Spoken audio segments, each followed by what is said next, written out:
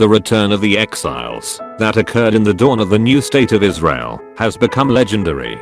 In a spontaneous act, without precedent in all the years of the British Mandate tardiness, the gates of Israel were flung wide open to every Jew, whatever their circumstances. The British ideal of economic absorptive capacity was ignored in a national act of faith that put a brother's needs above one's own comforts. The policy was to never refuse a Jew who wished to enter. Within only 3 years, between 1948 and 1951, 687,000 immigrants arrived and doubled the Jewish population. The strain on the war-weary, brand new nation was immense. The newcomers were from all nations: Europe, Arab countries, China, and Asia, with many being sick and nearly all in poverty. Yet somehow they were all housed, clothed, fed and given jobs. The words of the Hebrew prophet appeared to come alive. Behold, I will bring them from the north country, and gather them from the coasts of the earth, and with them the blind and the lame, the woman with child, and her that travaileth with child together. A great company shall return thither. They shall come with weeping, and with supplications will I lead them. I will cause them to walk by the rivers of waters in a straight way, wherein they shall not stumble. For I am a father to Israel, and Ephraim is my firstborn. Hear the word of the Lord, O ye nations, and declare it in the isles far off, and say, He that scattered Israel will gather him, and keep him as a shepherd doth his flock. For the Lord hath redeemed Jacob, and ransomed him from the land of him that was stronger than he. Therefore they shall come and sing in the height of Zion, and shall flow together to the goodness of the Lord, for wheat and for wine, and for oil, and for the young of the flock and of the herd. And their soul shall be as a watered garden, and they shall not sorrow any more at all. The hand of God was certainly at work in the rebirth of the nation that miraculously appeared upon the map in 1948, and yet the amazing event was only a preliminary to the ultimate fulfillment of Jeremiah's words. The height of Zion was still denied them, and their sorrow was still not past. Nevertheless, the way was being made ready for the kings that come from the sun rising, through whom Jacob would finally be redeemed from his enemies. The initial phase of the coming restoration is described by Ezekiel in the words, Be thou prepared, and prepare for thyself, thou and all thy company that are assembled unto thee, and be thou a guard unto them. After many days thou shalt be visited. In the latter years thou shalt come into the land that is brought back from the sword, and is gathered out of many people, against the mountains of Israel, which have been always waste. But it is brought forth out of the nations, and they shall dwell safely all of them. But the war of independence and the flood of immigrants left a part of these words unaccomplished. That is, the mountains of Israel, particularly the central range of Judea and Samaria, and including Mount Zion itself, remained under Muslim domination. Moreover, the disposition of the armistice lines, with belligerent armies encroaching on 3 sides, could hardly be described as safety for all. Subsequent events, however, would rectify this situation. Israel's expansion and consolidation has come about as a direct result of Arab aggression, aided by world powers exploiting or accommodating that aggression for their own ends. Had her Arab neighbors left her in peace, there would have been no need for her acquisition of military muscle, nor for its use against them. But Israel's extreme vulnerability, with virtually all her territory within easy range of Arab weaponry, and the extreme nature of the threats leveled against her, that being total annihilation, have encouraged the victims of the Holocaust to take their survival seriously. The dramatic increase in the size of Israeli-controlled territory that occurred in 1967 had its origin in the Suez crisis of 1956 and the belligerent stance of Egypt. Starting from the early 1950s, Palestinian terrorists from Egypt, Jordan, Syria, and Lebanon had been conducting raids into Israel, bombing and killing civilians. The Gaza Strip and the West Bank territories were the most favored locations from which to launch such attacks, support and refuge being provided by the Arab governments. Israel responded with raids on terrorist bases, and as time went on, the intensity of the clashes increased.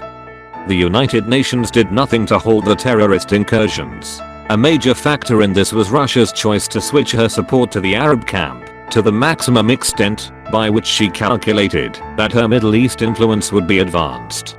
Thus Russia, the inheritor of the Eastern Roman Empire, slipped naturally back into her traditional role of enmity towards Zion and Zionism. Unconcerned for an equitable resolution of the problem, she used her permanent member status on the Security Council to veto any move opposing Arab aggression, a situation that continues up to this day. The Suez Crisis, or the Second Arab-Israeli War, also called the Tripartite Aggression in the Arab world or the Sinai War in Israel, started with the United States' reluctance to finance the Aswan Dam, which infuriated Nasser, the egotistical Egyptian dictator, who reacted by nationalizing the Suez Canal in July 1956. He had already accepted massive Soviet assistance in the form of the most modern weaponry. While the canal's owners, France and Britain, fumed, Egypt's stance against Israel became more militant. Israeli shipping had already been denied access to the southern port of Eilat through a blockade of the Straits of Tiran at the tip of the Sinai Peninsula. A ban on Israeli use of the Suez Canal, which had existed in defiance of international law since the declaration of the state, continued. Now the Egyptian army had become active in border raids, and, on the 25th of October 1956, a unified military alliance was forged between Egypt, Jordan, and Syria. Simultaneously Israel became drawn into a plot with France and Britain, whereby she would provide the pretext for them to seize and re-establish control of the canal. In rapid moves, commencing on the 29th of October, Israel fought her way across the Sinai, outflanking the Egyptian army and forestalling the threatened invasion. Two columns went south, capturing el-Sheikh and opening up the Straits of Tiran. Britain and France invaded the canal zone under the guise of ensuring the safety of the waterway and keeping the belligerents apart. A ceasefire was imposed by the US, the UN and the USSR, in which Israel was made to appear the villain of the peace. But Israel alone achieved her desired objectives. Conditional upon Israel's withdrawal from Sinai in March 1957, the Egyptian army was restrained from occupying the Gaza Strip, and a UN force took over control of el-Sheikh to guarantee freedom of passage to ships of any nation. The US was outspoken in its commitment to support that guarantee. The next 10 years was a time of growth and development for the nation of Israel. The French connection seemed to prosper, and Israel was able to obtain military arms from this source. More significantly, Israel looked outward to other developing nations in Africa, Latin America and Asia. Her pioneering spirit and worldwide connections put her in a unique position to lead an understanding and helping hand to peoples emerging from the era of colonialism. In this period, West Germany established diplomatic relations with Israel and paid $1 billion, equivalent to around $10 billion today, in reparation to the people she had tried to destroy. But overshadowing these events was Israel's trial of her archenemy and persecutor, Adolf Eichmann. 10 years after his Vatican-assisted Roman way escape to South America in 1950, the Israeli Secret Service captured Eichmann in Buenos Aires and, in a clandestine operation, transferred him to Israel. The year 1961 witnessed one of the greatest trials in history, in which, before all the world, hundreds of survivors of the Holocaust recounted the hideous details of the final solution he had devised and executed. Divine wisdom was ensuring that neither the world nor the Jews would be permitted to forget the crime or the miracle of Israel's rebirth, underscored by this judgment of her persecutor. But June 1967 was to complete that rebirth in a special way by returning to Jewish control the city where the God of Israel had placed his name 3,000 years earlier. For the Lord hath chosen Zion, he hath desired it for his habitation. This is my rest forever, here will I dwell, for I have desired it.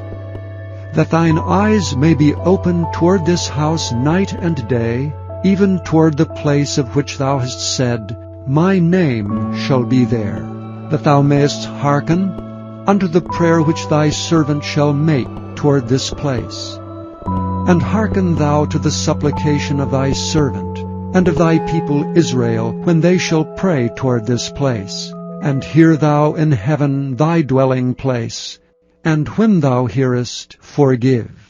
It was also to commence the period for the cleansing of the sanctuary, as already discussed in previous videos, and, at the same time, result in Jerusalem becoming a burdensome stone for all the peoples, as spoken about in Zechariah.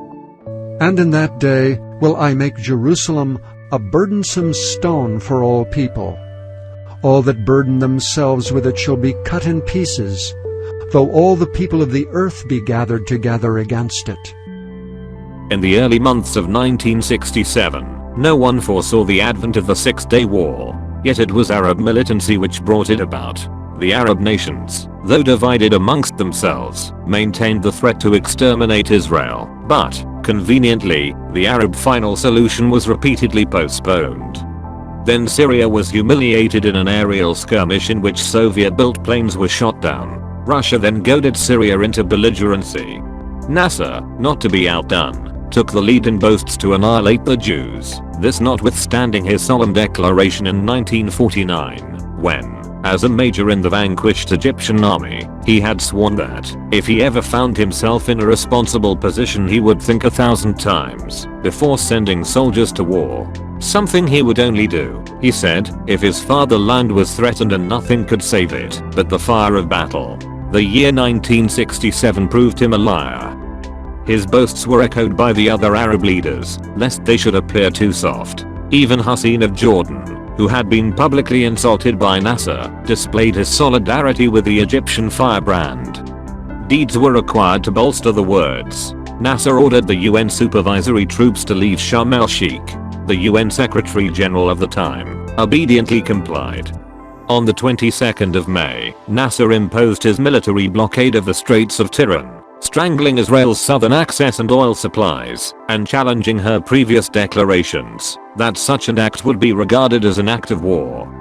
Egyptian troops that had been fighting in Yemen were recalled, and infantry and armored units continued to pour into the Sinai. Contingents from Kuwait, Algeria, Sudan, Saudi Arabia and Iraq joined the other armies poised to attack. Israel mobilized for war, calling up her reserves, which thereby paralyzed industrial activity. She turned to the international community for action. The UN Security Council convened urgently on the 24th of May and broke up only 3 hours later without achieving anything. Outside the UN forum, individual nations were noticeably quiet. Behind the scenes, Israel was advised to await the attack, after which support would be forthcoming. The earlier promises to maintain Israel's navigation rights of the Gulf of Aqaba were explained away. Against the backdrop of allied betrayal in the Holocaust, UN desertion in the War of Independence, and a willingness on the part of the international community to conciliate the oil-rich Arabs, such reassurances as were given could not be relied on. Already solemn agreements over the Straits of Tiran had proved useless. Heavily outnumbered in troops and weapons, including jet fighters and bombers, it hardly seemed logical to wait for a massive, concerted, murderous attack, as was being daily advertised by the Arabs, and then try to recover. And in any case, prolonged waiting for Israel was out of the question, since the nation could not continue indefinitely in a condition of economic paralysis. The Six-Day War has become a legend. On the 5th of June 1967, at dawn Israeli aircraft began attacking Egypt's air bases and destroyed the greater proportion of her air power on the ground. Simultaneously, army units attacked the concentrations of Egyptian and other Arab forces along the Sinai border. At 10 AM, King Hussein was informed that, if Jordan stayed out of the war, he would not be attacked. But shortly thereafter his aircraft went into action. And at 11:45 AM, Jordan began shelling Jewish New Jerusalem. Half an hour later, Syrian planes began bombing Israeli cities. Israel was then locked in combat on 3 fronts. But events moved swiftly. By midday on the 7th of June, the Straits of Tiran were captured. And by the evening of the next day, Israeli units had reached the Suez Canal. Due to the Jordanian threat, 2 reservist brigades were diverted to the Jerusalem zone, going into action on the night of the 5th and the 6th of June. By the next day, at a considerable cost in lives and wounded, the northern approaches to the city, including the Hebrew University area on Mount Scopus, were secured. The climax came on the 7th of June when the old city was encircled. With most of the Jordanians having fled towards Jericho during the night, Israeli soldiers entered through the Lion Gate, just north of the temple area, on the eastern side of the city. Shortly afterwards, troops of the Jerusalem Brigade entered through the Dung Gate, on the south. By 10:15 am the Israeli flag flew over the Temple Mount, and soldiers were weeping at the Wailing Wall. It was an historic day. The prize denied them in 1948 was now theirs. The Jews felt they had come home, all the way home, at last. But they did not know that the greatest battle for control of the City of Peace still remained in the future. With the entire West Bank in Jewish hands on the 8th of June, attacks commenced the next day in the Golan Heights, on Syrian positions which continued to shell Israeli settlements. In 1.5 days of battle, the Syrians were driven back beyond Quneitra. Then Banias and Mount Hermon were taken. No longer would the farmers in the Jordan Valley be subjected to arbitrary shelling. As the guns fell silent on the Sabbath of the 10th of June 1967, the world witnessed a dramatically changed Israel, saddened by the loss of many of her young men, yet exultant in a victory over her enemies that she had not planned. The world had again failed her, particularly the UN, the body designed to resolve problems like the Nassalid threat to Israeli existence. France, friend in 1956, had refused to help in 1967, including spare parts for French planes and equipment owned by Israel. De Gaulle sensed French fortunes would be best served by accommodating Arab and Soviet policies. Much of the responsibility for the bloodshed lies at Russia's feet. Without her arming of the Arab nations and support for their threats against Israel, the Six-Day War would have been inconceivable.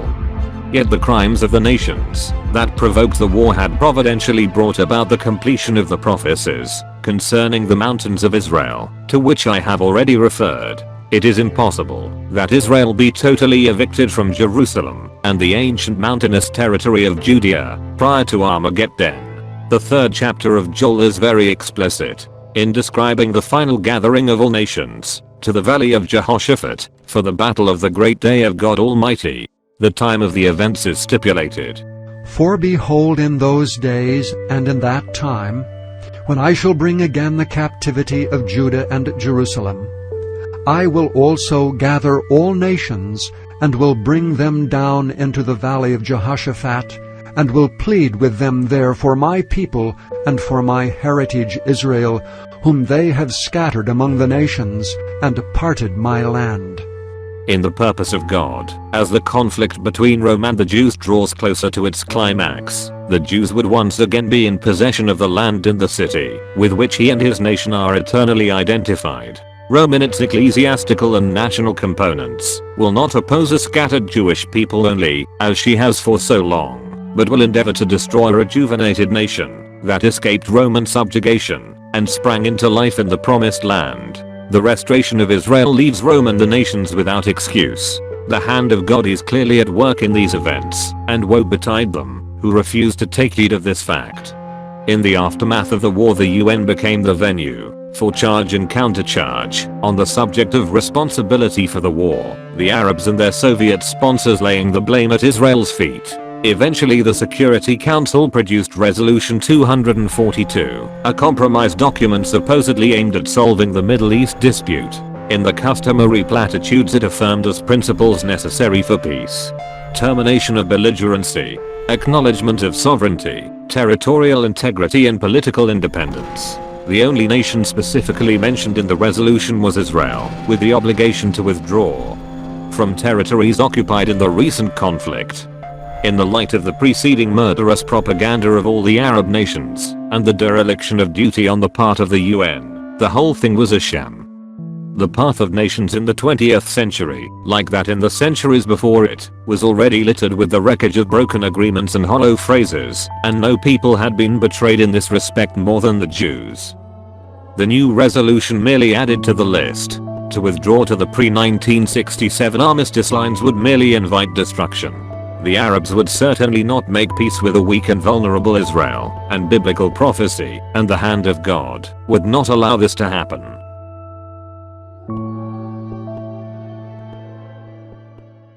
Thank you for watching. Subscribe to get notifications of new videos. Like, share and comment below.